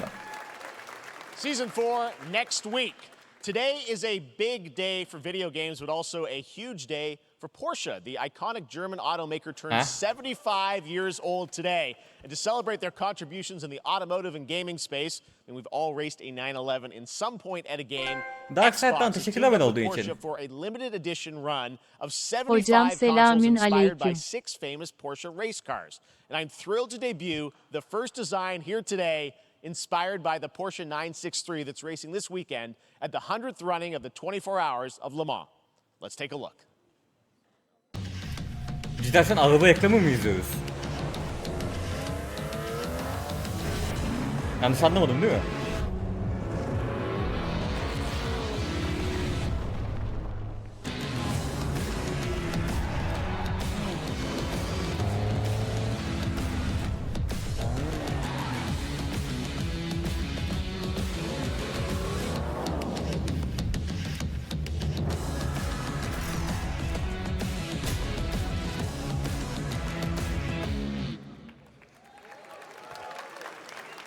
Here it is, the Porsche Xbox Series X. These custom consoles are not for sale, but you can enter for a chance to win one right now at PorscheXboxSweepstakes.com. Make sure to stay tuned for the Porsche and Xbox social channels for additional opportunities to get your hands on these special consoles. All right, next. Phoenix Labs are building the next great entry into the cozy farm sim genre. We all like a cozy game inspired by classics like Animal Crossing and Stardew Valley. Previously announced for Nintendo Switch, there's now some exciting news for PC players too. Let's take a look at Fae Farm. Dear friend, life in Azoria's been treating me well. Days pass so quickly. Before I know it, they turn into seasons. It's been a breath of fresh air. Daha da kötü oyun çıkıyor am. I think we found Arkadaşlar a bu oyun way to iOS get 17'ye geliyor cozy muymuş? and Açıklandı mı? settle in. But there's something more I've been itching to explore.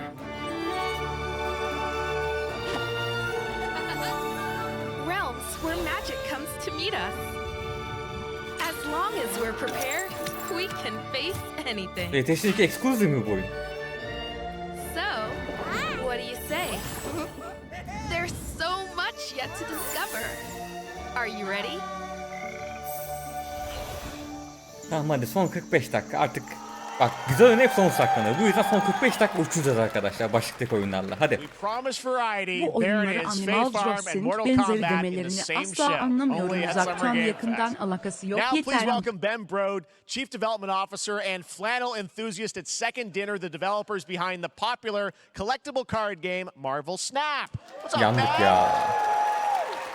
Man, you guys have been on fire. Last time I saw you was at the Game Awards when you won Best Mobile Game.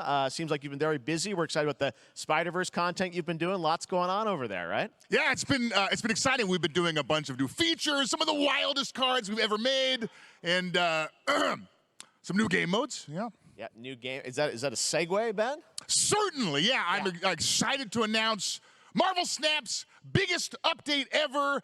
We have a new game mode coming next week. It's Conquest mode. It's a great way to get a super competitive experience and some exciting new rewards. But you don't have to wait till next week. If you haven't tried Marvel Snap, go download it right now on your mobile device or early access on Steam. All right, Ben. I love the enthusiasm, Ben. That's what I got. That's you.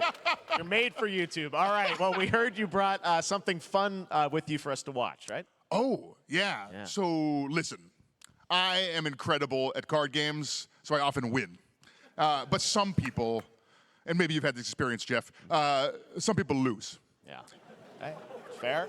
And I like to think it's because they suck. No offense, Jeff. Yeah. But sometimes it's because they might just be a little bit unlucky. Cue the tape. Oh, snap! Okay, I don't have an ideal hand of cards here, but that's fine. I'll see what I draw in future turns. Anyway, let's reveal the first location. Labuntus 1. Each player destroys their deck. I guess I will work with what I have. I'll play Medusa on location number 2. She gets +2 power. And let's see the next location. Clover Dangerfield has a 25% chance of destroying your cow. Okay, well, I mean, 25% isn't that bad. And it's gone. Okay, well, I have some powerful cards in my hand, so I can just wait. Let's see the next location. The Big Barn. Players cannot play 4, 5, or 6 cost cows. You gotta be kidding me. Also, if you don't play a card this turn, you have 0 friends. Now you're just being mean.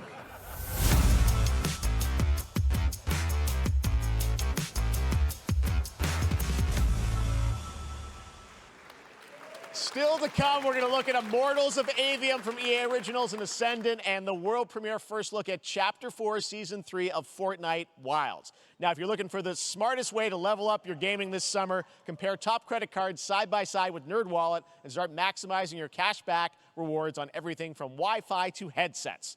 Now, here's a look at King Arthur Legends Rise, a new cross-platform UE5 game for mobile and PC, a Fantasy Squad RPG adventure that is available to pre-register today.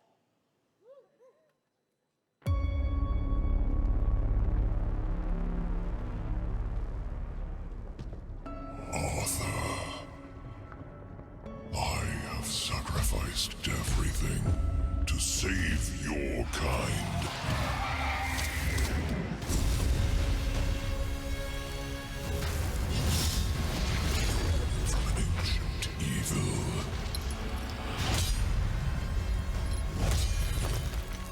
Fight with honor. Vanquish the wicked. And you may prove worthy of your legacy.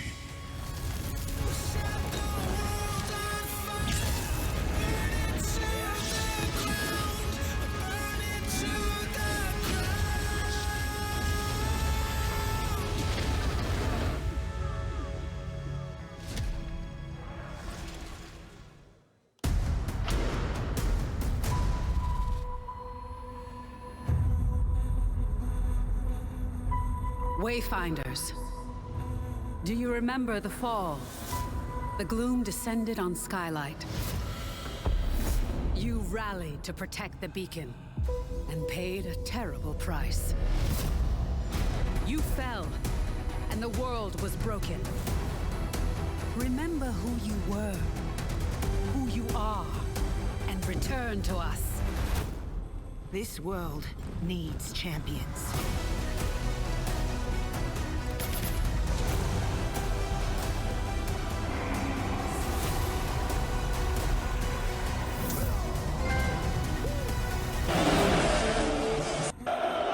Orada mısın?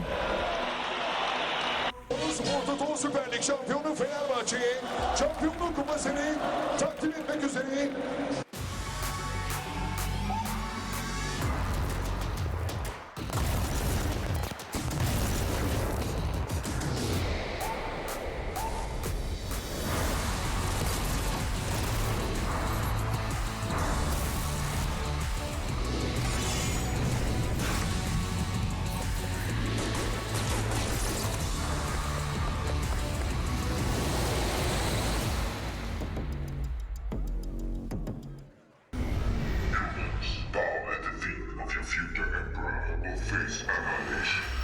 Steve, seriously, you don't stand a chance.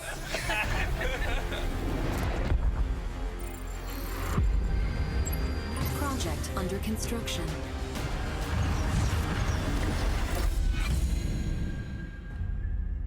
What'd you say, guys?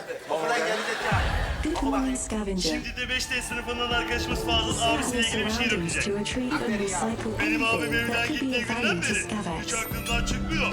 Dön beni seni abi. Ve yeter buralarda gezip tozmalanın. Ve galiba kız arkadaşlarına takılıyormuşsun. Canım abim benim artık dön yuvana. Paylaşalım artık. Mama mikrofon show. Captain's log. Stardate 43152.4. Our fleet is cautiously entering hostile territory, and the crew is standing by in case they want contact. We are the Borg. Lower your shields and surrender your ships. Your culture will adapt to service us. Resistance is futile.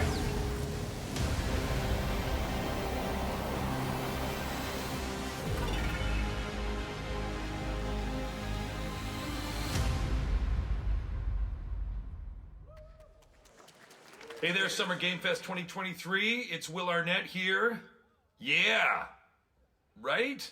My buddy Anthony Mackie and I have been working on this for some time now. We're really excited to share with you Twisted Metal, which is streaming only on Peacock starting July 27th.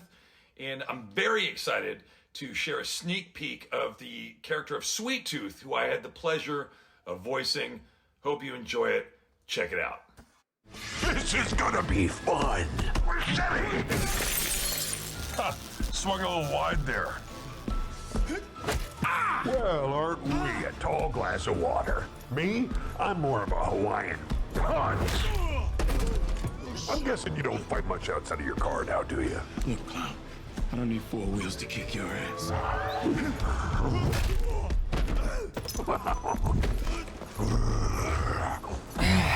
Any chance we can get this back in the cars? How about a little kill music?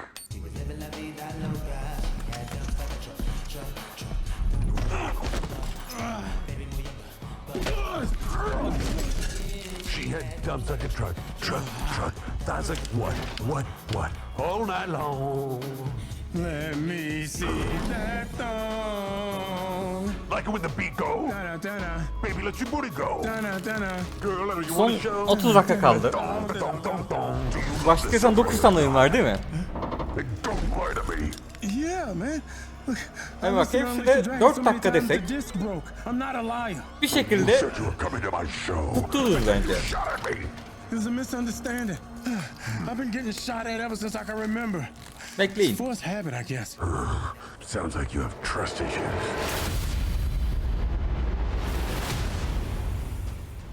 Twisted Metal dizisi ne oğlum? Twisted Metal oynayan mı var chatte amına koyayım? Şimdi Game Nova geliyor, Neon Prime'ı tanıtıyor, onda başlıyoruz bak. Who hasn't dreamt of duplicating oneself in order to multitask? This new hack and slash game with a tactical twist allows you to do just that. Brought to you from France, here's the world premiere reveal trailer of Lisfunga, the time shift warrior, coming later this year to PC. Lan konsol yok lan, ne oluyor?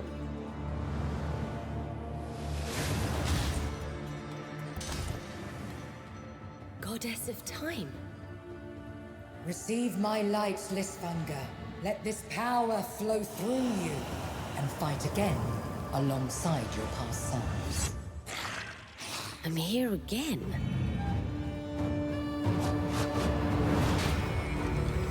That's another me. I look good.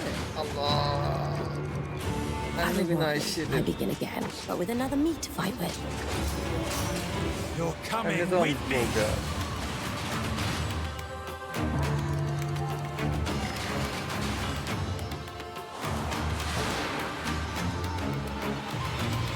You're not the only one who can be in multiple places at once. I will become Legion and crush these demons. Hadi. Onwards. Hadi son 25 dakika hadi. Hadi. Very cool independent game. All right, next up is a brand new IP from Ascendant Studios, a single-player, first-person magic shooter called Immortals of Avium. It's fast and fluid. It's an FPS in a fantasy setting, kind of like Doom with magic. It also has a great cast led by Darren Barnett as the main character Jack, and he joins us now. Hey, Darren. Great to have you with us. Thank you. This is such a cool game, super high production value, spectacular gameplay. Tell us about the guy you play. You're the main character, Jack, right? Yes, I am playing the main character, Jack, as seen behind me. He's a battle mage that controls all 3 forms of magic, triple threat. He's brash, he's funny, but he gets the job done. Well, it's the gameplay, as we've seen, is just so fast-paced. There's so much action in it, you know, with all the spells, the spell casting, and the magic. What can you tell us about the story and sort of how this battle mage, Jack, comes in? He sort of becomes a battle mage, right? Yeah, he kind of comes from nothing. He's, I guess they call him a street rat is what he was. But he, during a time of intense trauma, he summons the power to control magic. Becomes part of the Immortals, which is like the elite Navy SEAL squad of this world called Avium, and they are in the middle of an Everwar fighting for the control of magic. Okay. You have a great cast. You, Gina Torres in it. Lots of amazing actors in this incredible, really high production value game that's coming out this summer. We don't have to wait long for it. And I know you brought something with you to share today, which is a gameplay sequence, which is one of the most epic sort of parts of the game, right? Yeah. So this is a wild part of the game. This trailer is going to be showing you the Immortals and myself confronting Sandrak directly, who is the top villain of this game, and trying to end the Everwar. And it's taking place in like one of the most badass levels of a video game I've seen. We're battling on top of a 400-foot mech in the middle of the ocean as it moves around. It's wild, so let's take a look. All right, let's take a look at some brand new gameplay from Immortals of Avium, which comes out this summer for PC, PS5, and Xbox. Thanks, Darren. Thank you. Sandrax literally pushed us to the edge. Everyone that can fight already is. And we're still losing.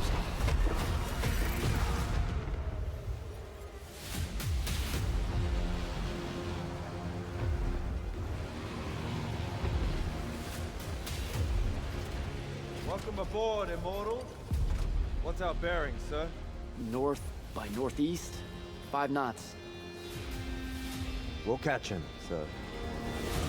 Arkadaşlar 3 ay yayın açmayacağım bundan sonra.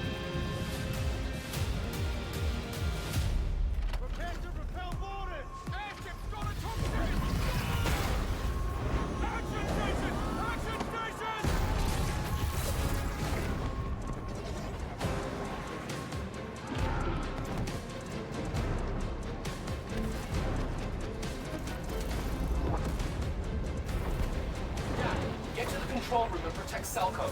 Zendara and I will hold off the Rashanians down here. Got it. Gotta get to the control room.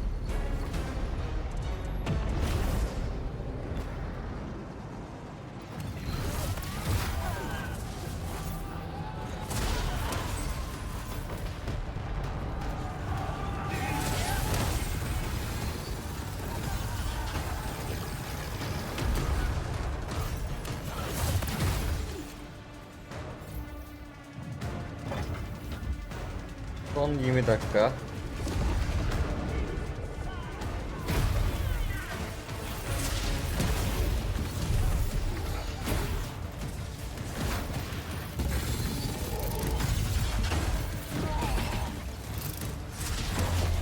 Sanki 20 dakika. 5 dakika GTA 6 desek. 15 dakika. İşte Kingdom 2 Monster Hunter'da logo duyuyorsa 30 saniye, tamam mı? Kingdom Hearts 2 dakika, Erdenek Diyarı 5 dakika olursa 7 dakika kalır, 7 dakika Metro 4, Persona 1 biter oğlum işte. Hala bir şans var.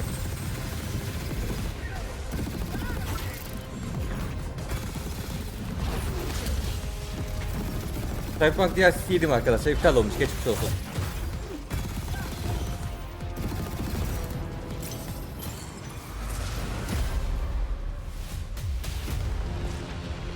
I want to be an immortal. I want to fight this war as one of Amma you. uzun fragman be abi. You're what's called a triarch. The Pentasod has gifted you with the ability to manifest all 3 colors of magic. Mor fragman be abi. We're only going to win this one together. Sigil up. Cidden bu oyunu tanıttığı kadar Jedi Survivor tanıttı lan iyi. Sabah akşam iyi bu oyunu tanıtıyor amına koyayım.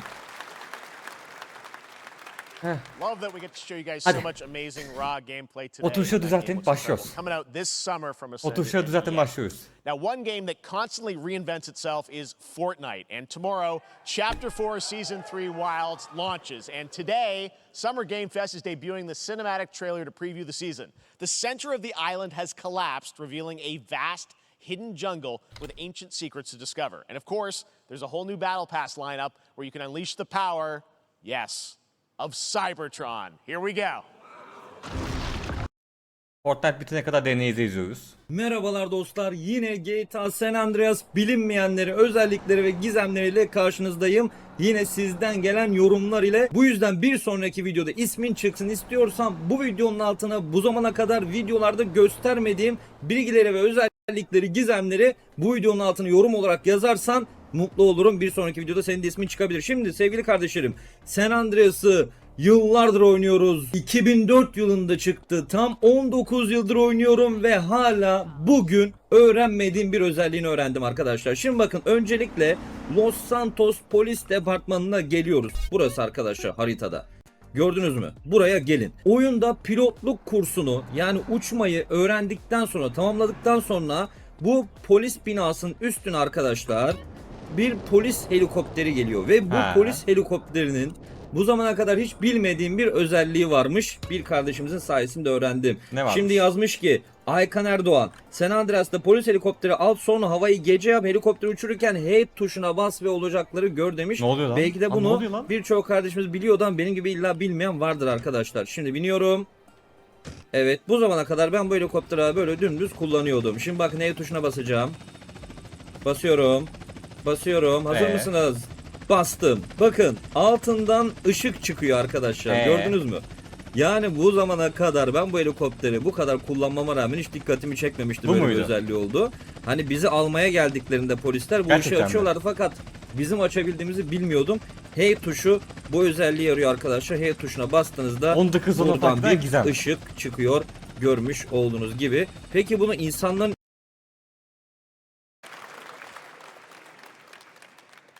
Fortnite Wilds launches tomorrow. Well, finally, guys, it's time to get to our grand finale. Ne? Grand final? It is a deep honor for me Hayatımı to sıkayım present this bunalım game. geçireceği What gün. you're about to see is a world premiere trailer that gives us a new look at an expansive world we can't wait to explore again. Bir saniye, cidden Cyberpunk Grand This game finalde. comes from a studio that surprised the world and redefined the RPG genre with its Cidden iconic final diye characters Cyberpunk and rich mı? storytelling. And I want to thank them for this trailer for one of gaming's most anticipated Kapatalım upcoming yayını, releases. yayını kapatalım ciddi. The rumors were true. We're still here at the scene of this Cyberpunk yayını kapatırız. caused by a massive tornado which swept through sectors 0, 1, and 2. Amidst the wreckage of the expressway, search and rescue operations are already in progress.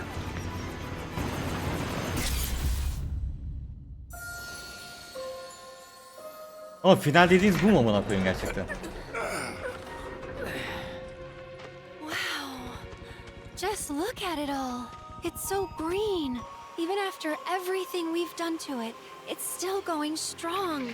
It may look that way, but in reality, it's barely hanging Belki final segmenti de böyle final segmenti 3-4 oyun gösterecektir arkadaşlar. Was wondering, what's Cloud been doing these past 5 years? Where's he been? And you're asking me this? This is gonna sound crazy, but as far as I know, Cloud was never in Nibelheim 5 years ago. The life stream. It is the very essence of our star. The blood coursing through its planetary veins. According to Hojo, they're connected to Sephiroth. Shadows of the Man, I believe he called them. Sephiroth was in Midgard. We fought him. Başlıktaki oyunlardan bir tanesi bile çıkmadan. But why come back now? After 5 years, doing who knows what.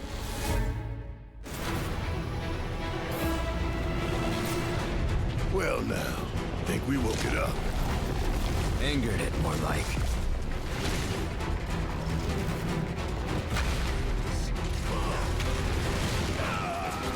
Feast your eyes on the Turk's latest and greatest, Elena.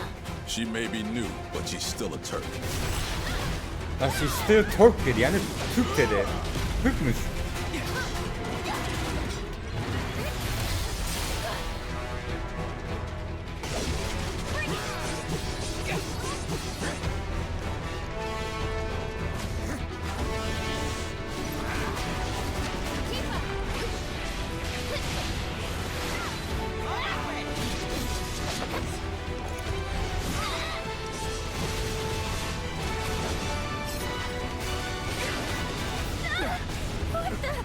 Keep her away from me! They say she's a monster, that she can peer inside you, into the very depths of your soul, that she can become those you hate, those you fear, those you love.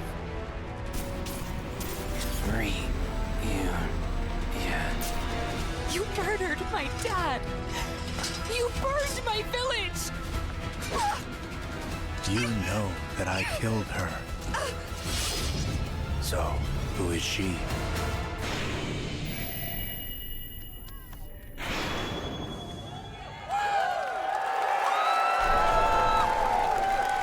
İki disk mi?